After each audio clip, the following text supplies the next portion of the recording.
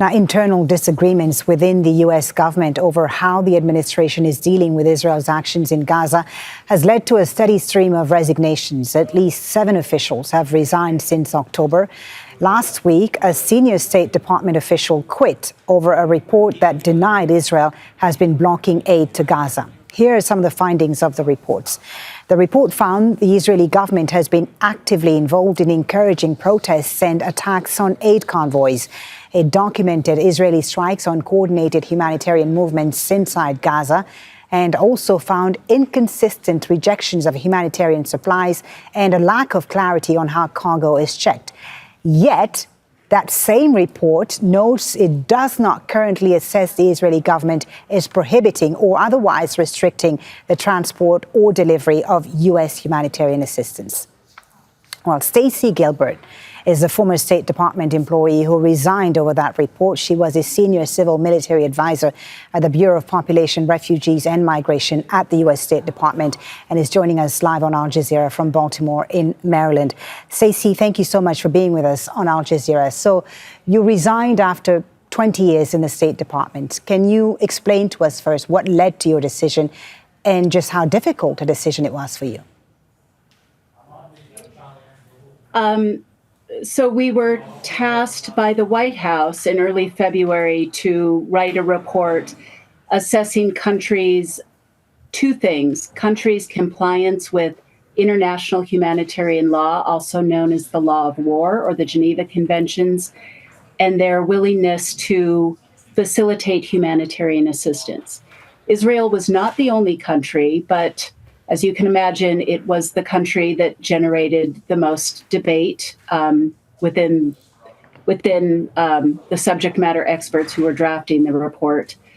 At some point, myself and a few other subject matter experts were removed from the report. Mm-hmm. It was moved up to a higher level, and I read the report when it was released on May 10th, and it was the first time, actually, that I'm aware of that we admitted that Israel is using U.S. weapons in violation of international humanitarian law. Mm-hmm. But it was also very stark that it said Israel is not blocking humanitarian assistance. Right. And I know that's not true.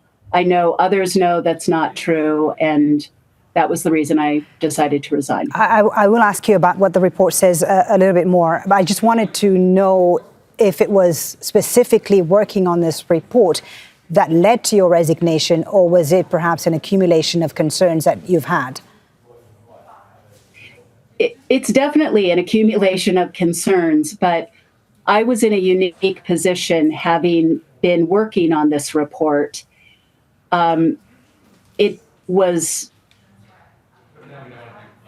I can't recall in my many years working in the U.S. government seeing anything so obviously wrong that everyone agrees is wrong, and yet that was what we submitted as a report to Congress. All right, Stacey, but it was an accumulation of a lot of frustration. Okay, I just want to play you a soundbite of Vedant Patel, the State Department spokesman, who was asked directly at a press conference about your resignation, and here's what he had to say. We stand by the National Security Memorandum 20 report.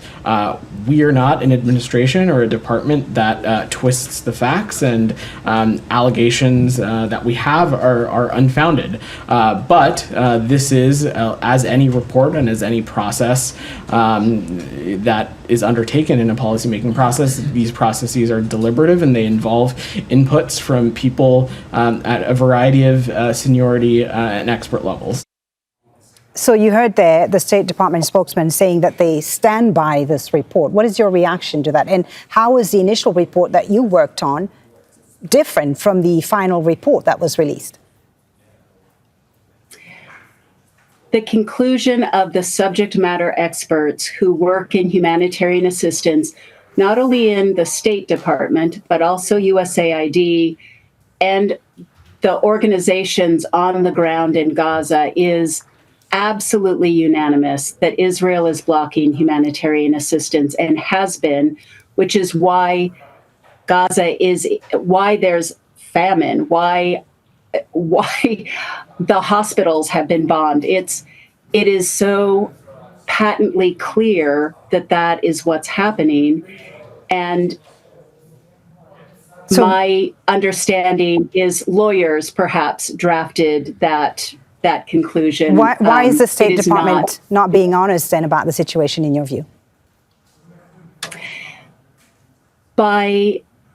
If the determination is that any partner country is blocking humanitarian assistance, a country that is also receiving our weapons assistance, there is another consequence, a consequence under U.S. law that triggers a cessation of our security assistance. So I think they're very, very worried about making a determination that triggers those kind of consequences. Stacy, you're one of several officials who have resigned in recent weeks and months over the U.S. administration's support for the war on Gaza. Do you get a sense that these resignations are having an impact in any way? Are they making a difference? Is the administration at some point going to be listening to experts like yourself? I will say I was able to leave because I know others feel the same as I do, and I know they will continue to change the policy to be more honest in our assessments. I know they will continue to do that work on the inside. I made the determination based on my position that my voice would be better heard outside the government, because they knew very well what the humanitarian experts thought, and that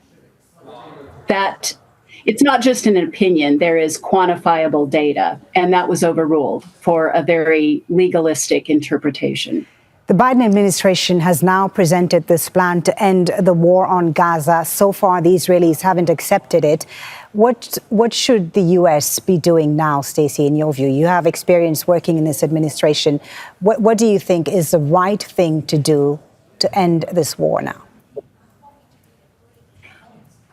I think it's been very clear from the very beginning, our ability to influence Israel is negligible, and continuing to do the same things that have clearly not resulted in much good up to now, it's time to end that. We need to use the tools that we have to leverage better behavior, and I think that's in ceasing the weapons transfers, but we need to do it. It's not just for Israel, and we need to end the conflict, but we also need to adhere to our own law. I am concerned that in putting out this report, we are skewing the facts to the detriment of our own law, our own policy, and the consequence of that in Gaza is disastrous. It so profoundly affects our policy in so many other places around the world. It's very difficult to tell Russia to stop bombing civilian facilities in Ukraine when we see the same thing happening by Israel in Gaza. Stacy, thank you so much for talking to us and sharing your experience with us on Al Jazeera. Stacy Gilbert, former State Department official who resigned recently. Thank you very much for joining us. Thank you. Make sure to subscribe to our channel to get the latest news from Al Jazeera.